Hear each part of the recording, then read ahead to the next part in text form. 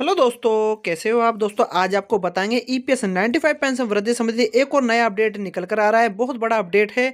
यहाँ पर संसद के अंदर यहाँ पर एक जो बातें हुई है उन बातों को हम बताएंगे और यहाँ पर जो बातें हुई है उसका नया अपडेट हम आपको देंगे जो ईपीएस 95 पेंशन धारकों के लिए बहुत जरूरी है। अपडेट के अंदर ओबीसी के जो यहाँ पर नेता है, सांसद जी है, उन्होंने यहाँ पर ये बताया है और उन्होंने सरकार से बातें करी है। सरकार के अंदर जो पंकज चौधरी जी है उन्होंने उस बात का जवाब दिया है। आप इन सांसद जी को जानते ही होंगे।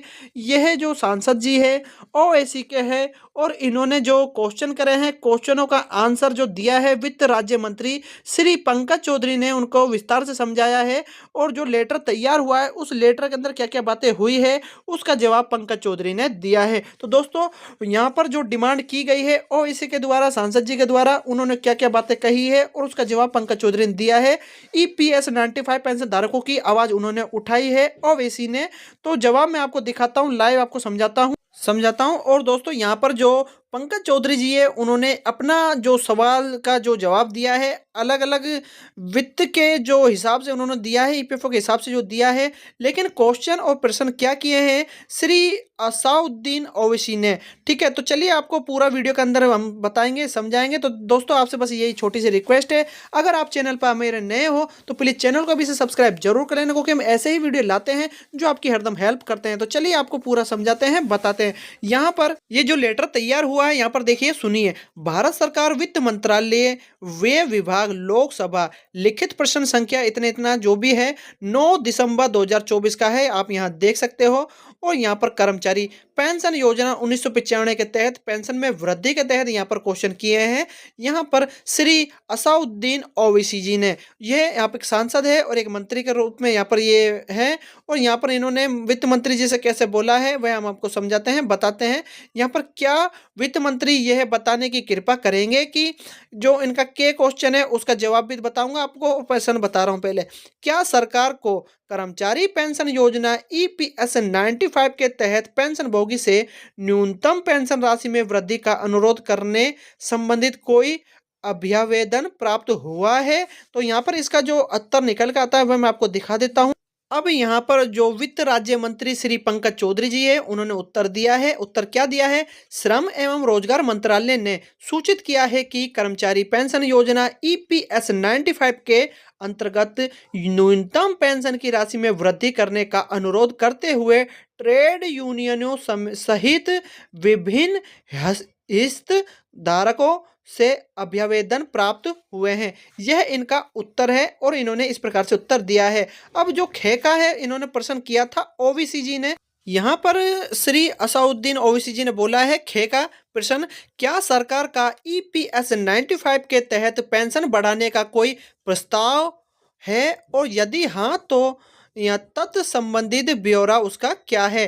तो यहाँ पर फिर पंकज साहब ने यहाँ पर जवाब दिया है। यहाँ पर पंकज साहब ने यहाँ पर बोला है खे में एवं गे। और ईपीएस 95 एक परिभाषित अंशदान, परिभाषित लाभ और सामाजिक सुरक्षा योजना है और कर्मचारी पेंशन निधि का कॉर्पस नियोक्ता द्वारा वेतन के 8.33% की दर से अंशदान तथा केंद्र सरकार द्वारा बजटीय सहायता के माध्यम से वेतन के 1.16% की दर से प्रति, यहाँ पर जो उन्होंने बोला है और बताया है कि माहे 15,000 रुपये तक की राशि के अंशदान से बनाया जाता है। इस योजना के तहत जो सभी लाभ ऐसे संचयन से प्रदान किए जाते हैं। ईपीएस 95 के पैराग्राफ 32 के अंतर्गत ये जो है अधिविदेशी निधि का वार्षिक मूल्यांकन किया जाता है तथा 31/3/2019 तक निधि के मूल्यांकन के अनुसार बीमांकित बांटा हुआ है।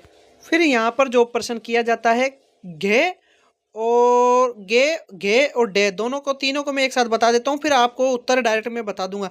क्या सरकार ने ईपीएस पेंशन बढ़ाने के लिए विशेष रूप से श्रम, वस्त्र और कौशल विकास संबंधित स्वायत्त समिति के 30वें प्रतिवेदन में की गई टिप्पणियों के आलोकन में इन अभ्यावेदनों का कोई मूल्यांकन किया है? यदि हाँ तो इसके निष्कर्ष क्या रहे हैं? और यहाँ पर फिर प्रश्न है, क्या सरकार ईपीएस 95 के तहत पेंशन में वृद्धि की सुविधा के लिए वित्तीय संसाधन उपलब्ध कराने पर विचार कर रही है? और फिर यहाँ पर बोला गया है यदि हाँ तो तत्संबंधी ब्यौरा क्या है और यदि नहीं तो इसके क्या कारण है। तो फिर इनके प्रश्नों का फिर जवाब यहाँ पर राज्य मंत्री जी देते हैं, वित्त राज्य मंत्री जी पंकज चौधरी जी।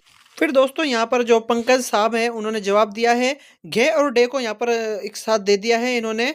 यहाँ पर सरकार ने वर्ष 2014 में पहली बार बजटीय सहायता प्रदान करके ईपीएस 95 के अंतर्गत पेंशन भोगियों के प्रति माह 1,000 रुपये की न्यूनतम पेंशन प्रदान की है, जो कर्मचारी भविष्य निधि संगठन ईपीएफओ को ईपीएस के लिए प्रतिवर्ष प्रदान किए जाने वाले वेतन में 1.16% की बजटीय सहायता के अतिरिक्त थी। पिछले 5 वर्षों के दौरान कर्मचारी पेंशन योजना 1995 के अंतर्गत भारत सरकार के 1.16% के सांविधिक अंशदान तथा प्रति माह 1,000 रुपये की न्यूनतम पेंशन के लिए ईपीएफओ को जारी की गई धनराशि का विवरण इस प्रकार है। जो एक चार्ट दिया गया है, इसमें जो इसका लिखा गया है विवरण, जो परसेंटेज को दिखाता है, अंशदान दिखाता है, न्यूनतम पेंशन की वृद्धि का अनुदान की सहायता को दिखाता है और कितने कितने करोड़ों में ये रुपया गया है, आया है, वह सभी सन के अकॉर्डिंग ये दिखाता है।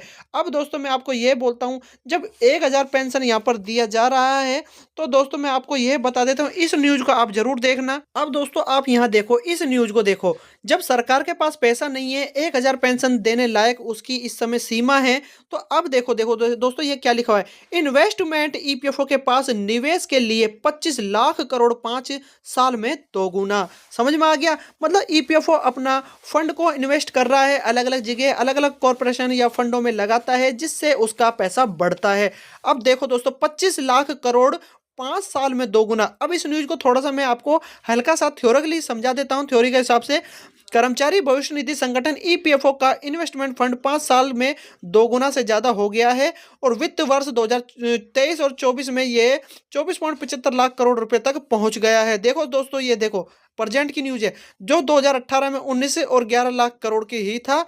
ईपीएफओ की सालाना रिपोर्ट के मुताबिक बीते वर्ष में इन्वेस्टमेंट फंड में 15.8 उछाल आया है। हालांकि इसके बढ़ाने की गति हुई है, कम हुई है 2022 और 23 में, क्योंकि उस समय थोड़ा सा कोरोना का वो काल चल रहा था, 20 में भी चल रहा था। तो दोस्तों इस प्रकार के ये डाटा दिखा रहा है। अब दोस्तों देखो, यहाँ पर संगठन के कुल इन्वेस्टमेंट कॉर्पोरेशन में सबसे अधिक पैसा ईपीएफ का ही है।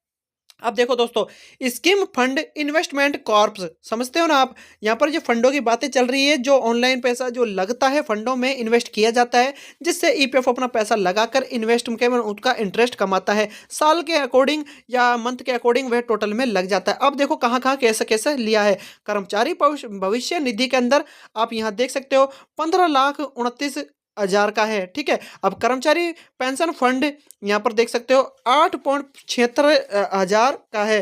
कर्मचारी इंश्योरेंस स्कीम के तहत 45,528 का है। तो दोस्तों यह है कर्मचारी इंश्योरेंस स्कीम के तहत है। तो दोस्तों इतना पैसा सरकार के पास लगता है, ईपीएफओ के पास लगता है, तब भी ईपीएस 95 पेंशन धारकों की पेंशन को वह बढ़ोतरी नहीं कर रहा है। बस इतना ही वह आश्वासन देता है, वह यही बोलता है कि इसको हम विचार कर रहे हैं, बढ़ाएंगे और इस पर काम चल रहा है। कुछ इस प्रकार के उनके द्वारा आश्वासन ही दिया जाता है ईपीएस 95 पेंशन धारकों को। और आप यहाँ पर इस रिपोर्ट के मुताबिक देख सकते हो, यह एक प्रकार की इन्वेस्टमेंट को दिखा रहा है कि 25 लाख करोड़ 5 साल में 2 गुना हुआ है। तो दोस्तों इतना पैसा होने के बावजूद कब ईपीएस 95 पेंशन धारकों की पेंशन बढ़ पाएगी, यह तो आगे ही देखने को मिलेगा आपको। तो दोस्तों इस प्रकार का जो ये न्यूज़ था, अपडेट था, मैंने आपको इससे अपडेट को अवगत करा दिया है। तो दोस्तों इस प्रकार की जो उनकी वार्तालाप हुई है वह भी मैंने आपको क्लियरली समझा दी है। तो दोस्तों कैसा लगा मेरी वीडियो? अगर मेरी वीडियो आपको पसंद आए तो लाइक करें, आगे शेयर करें और मेरे चैनल को प्लीज़ सब्सक्राइब आप जरूर कर लेना, क्योंकि हम ऐसे ही वीडियो आपके लिए लाते रहते हैं और जो आपकी हरदम मदद करते हैं। तो दोस्तों मिलते हैं नए और नेक्स्ट वीडियो में, जब तक के लिए जय हिंद।